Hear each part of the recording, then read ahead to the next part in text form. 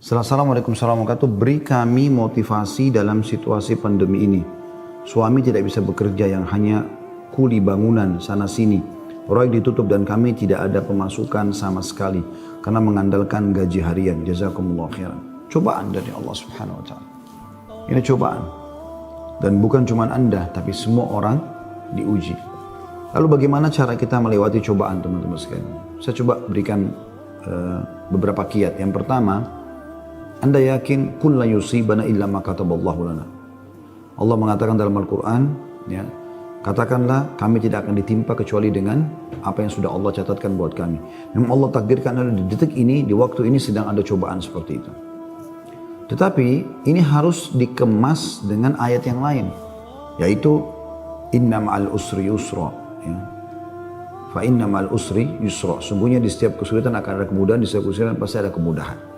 Jadi saya yakin Anda masih banyak memiliki kemudahan. Seperti misalnya Anda masih bisa bernafas, masih bisa melihat, masih bisa mendengar gitu kan. Dan Allahu a'lam, mungkin Anda juga sampai hari ini 8 hari Ramadan Anda masih bisa ya, hidup, puasa, makan dan seterusnya. Tapi mungkin kekurangan karena pendapatan yang biasa rutin datang ini sudah nggak ada. Mungkin juga Allah Subhanahu wa taala menggerakkan beberapa hamba-hambanya yang memenuhi kebutuhan Anda. Teman-teman, coba bergantung kepada Allah Sang Pencipta. Dan jangan ragu tentang masalah itu. Bergantung kepada Allah Subhanahu wa taala. Saya ingin berbagi sebuah kisah. Menukil sebuah kisah seseorang yang sangat susah hidupnya.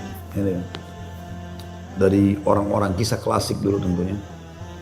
Dia sangat susah sekali hidupnya. Dan saking susahnya sampai dia bilang, dia ceritakan dirinya, saya cuma hidup dari pendapatan harian saya. Dia bilang satu waktu saya keluar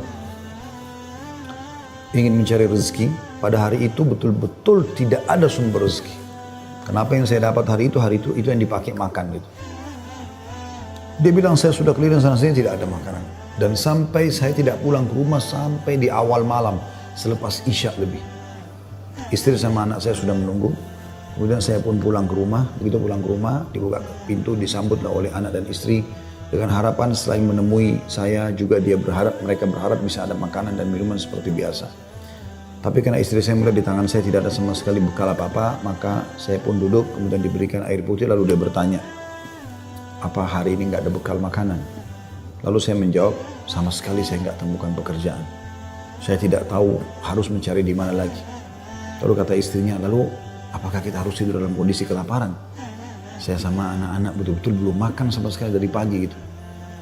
Maka kata dia, baik, saya istirahat sejenak, baru saya akan keluar cari rezeki lagi. Mudah-mudahan malam ini Allah berikan kepada kita. Kata istrinya, baiklah kalau gitu. Subhanallah, tanpa mengenal letih, laki-laki yang soleh ini dia keluar dari rumahnya. Dan waktu dia keluar, sudah masuk, kalau kita sekarang jam 12 malam. Zaman dulu belum ada lampu kayak kita sekarang. Mungkin di jam 10 malam aja kalau kita sekarang tuh sudah, zaman dulu orang sudah tidur semua. Gelap. Maka dia pun jalan, dia tidak tahu mau kemana sambil dia berdoa kepada Allah SWT. Ya Allah, kemana langkah kakiku ini? Aku sendiri belum makan seharian, anak istriku juga belum makan. Berikanlah kami rezeki. Sambil berjalan, dia bilang mata saya tiba-tiba melihat sebuah masjid. Di sekitar rumahnya, tidak jauh dari rumahnya. Gelap, nggak ada lampu kan, zaman dulu belum ada lampu, orang pakai sumbu, pakai minyak, dinyalakan, kemudian baru terang, itu pun sangat kecil penerangannya sebagaimana kita tahu kalau pakai sumbu. Maka dia coba nyalakan api, menyala, kemudian dia wudhu, dia sholat, dia tidak tahu harus buat apa lagi. Mulai ada sholat, habis sholat dia berdoa kepada Allah Subhanahu wa taala supaya dimudahkan, dikasih rezeki, dikasih segala macam, dan dikeluarkan dari masalah kemiskinan ini. Setelah itu, subhanallah, terjadi pada malam itu, penguasa di wilayah itu, kalau kita bisa bahasakan rajanya, gelisah, nggak bisa tidur. Dan seperti orang ketakutan akan meninggal dunia. Hatinya terdorong untuk bersedekah. Maka dia mengambil beberapa kantong isinya emas. Ya. Lalu dibawa sama dia, dan dia bilang, ya Allah, hatiku sangat gelisah, aku takut meninggal sementara aku masih belum memiliki bekal yang cukup bertemu denganmu. Maka izinkanlah hambamu ini bersedekah di jalanmu. Dia bawa berapa banyak karung yang dia bisa bawa, karung-karung kecil, bungkusan emas semuanya.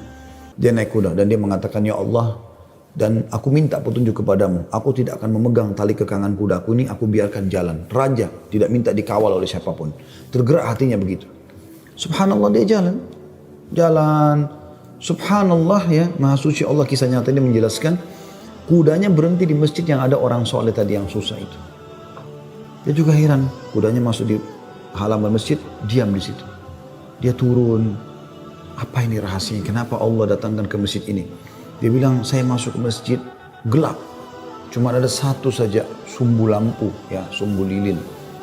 Kemudian saya mendengar seperti ada orang suara, ya, orang yang berbicara.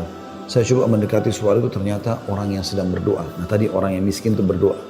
Ya Allah, mudahkanlah rezeki, saya sudah seharian tidak makan sama anak istri saya. Berikan kami rezeki, saya tidak tahu harus kemana lagi. Saya mohon kepadamu. Dia merengek-rengek sama Allah. Raja ini dengar, maka raja itu menegur si orang tadi miskin ini. Setelah salam, dijawab salam, dia mengatakan, si raja ini bilang, saya dengar tadi keluhanmu kepada Allah Subhanahu wa Ta'ala. Saya kebetulan bawa beberapa kantong uang emas. Saya akan berikan kepada kamu sebagai sedekah.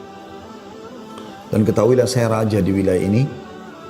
Saya tadi gelisah, ingin sekali keluar dan bersedekah, dan Allah tunjukkan saya ke masjid ini. Mungkin kaulah yang Allah maksudkan. Dia bilang, lalu saya akan berikan kepada kamu uang ini sebagai sedekah di jalan Allah Subhanahu wa Ta'ala antara kita berdua, dan yang ketiganya Allah. Dan saya berharap apapun yang kau butuhkan, datanglah ke istanaku setiap saat. Saya yakin Allah yang menggerakkan saya bertemu dengan kamu. Subhanallah, orang miskin ini luar biasa kalau punya keimanan. Apa yang dia bilang? Wahai Tuhan, kalau seandainya saya pun masih punya kebutuhan selain apa yang Anda akan berikan kepada saya ini, maka saya tidak akan datang minta kepada Anda. Tapi saya akan minta kepada Allah yang telah mengirim Anda datang kepada saya. Butuh kesabaran akhi dan ukhti. Yakinlah, Allah tidak akan membuat kita susah. Allah tidak ingin itu. Tapi cobaan lagi datang, apalagi bukan kepada Anda sendiri. Selanjutnya juga saya sarankan sunnah Nabi SAW. Kalau kita sedang diberikan cobaan, lihat orang yang di atas kita. Lihat orang yang lebih susah. Kalau kita pincang, na'udzubillah, puntung kakinya satu, lihat orang yang puntung kakinya dua. Puntung kakinya dua, lihat orang yang juga puntung tangannya. Puntung kaki dan tangannya, lihat orang yang buta. Selalu orang yang lebih susah. Sehingga kita selalu tahu nikmat Allah begitu besar kepada kita. Kadang-kadang teman-teman saya lihat ada orang berkeluh kesahnya luar biasa, padahal sebenarnya masalahnya kecil dalam hidupnya. Masalahnya masih bisa dia laluin, tapi dia besar-besarkan masalah itu. Sehingga akhirnya dia tidak bisa melalui cobaan dengan baik. Apa kata Umar radhiyallahu anhu tentang masalah ini? Orang yang Allah berikan cobaan kepada dia, dan pasti Allah akan uji hamba-hambanya. Sebagaimana Allah jelaskan dalam surah Al-Baqarah, ayat 155 ya. A'udzubillahi minasyaitonirrajim. Walanabluwannakum bisyai'in minal khauf. Kami pasti akan menguji kalian dengan sedikit takut. Minal khaufi wal ju', rasa lapar. Wa naqsi minal amwali wal anfusi wath thamarat, dan kekurangan jiwa. Yang orang kita cintai meninggal, harta juga kurang, hasil panen juga kurang, pekerjaan tidak ada, di PHK kayak sekarang masa pandemi. Wa basyirus sabirin, dan sampaikan berita kepada orang-orang yang sabar. Siapa mereka ya Allah? 156-nya. Alladzina idza asabathum musibatun qalu inna lillahi wa inna ilaihi raji'un. Mereka yang kalau ditimpa musibah mereka mengatakan kami milik Allah, kami akan kembali kepada Allah. Lalu Allah bilang apa? Ulaika, mereka lah.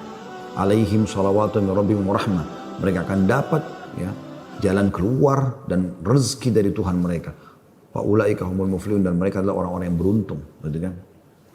Jadi sini teman-teman sekalian, Anda sabar dalam melaluinya dan lihat orang yang lebih berat.